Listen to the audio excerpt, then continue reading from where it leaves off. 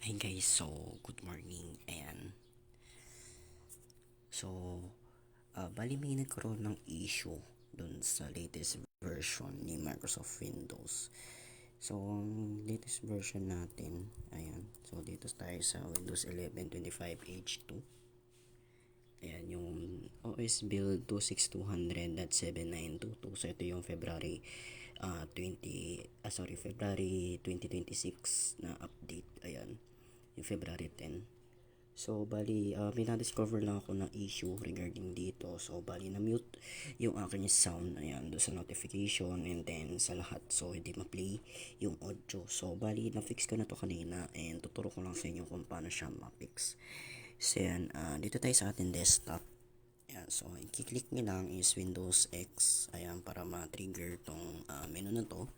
And then, hanapin nyo dyan yung device manager sa ilalim ng system and sa ibabaw ng network configuration. So, click nyo yung device manager. Ayan, pagka-click nyo yung device manager, lalabas syempre yung window ng device manager.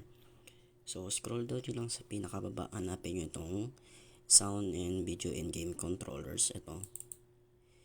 I-ano nyo yan. Double click niyan. Tapos hanapin nyo yung inyong driver. So, ang driver ko dito is Serial Tech High Definition Audio. So, yan. So, yan. Hanapin nyo lang yung driver nyo. Para malaman yung driver nyo, pinutin nyo itong dito sa may taskbar nyo. Ito. I-highlight, i-hover nyo yan. Makita nyo dyan yung driver nyo, yung naka-open and close parenthesis.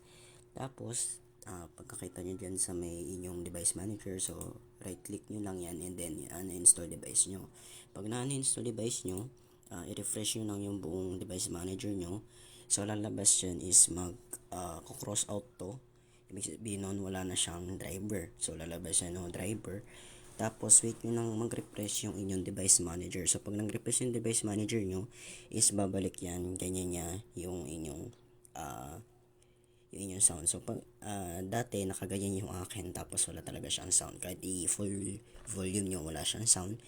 Tapos, sa meron ng sound, ganito siya. Kailangan is makapag-play na ng sound. So, halimbawa, mag-play tayo ng kanta dito. Dapat working na yung sound nyo.